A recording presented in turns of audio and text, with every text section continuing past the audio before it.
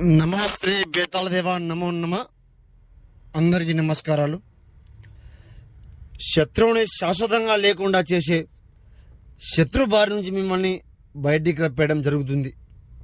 ఇంట్లో సమస్యని పుట్టిస్తూ ఉన్నా కూడా మిమ్మల్ని బాగా వేధిస్తుంటే శత్రు సమస్య శత్రుపీడ లేకుండా సంహారం, మరణం, మూలం, నాశనం చేయడం జరుగుతుంది.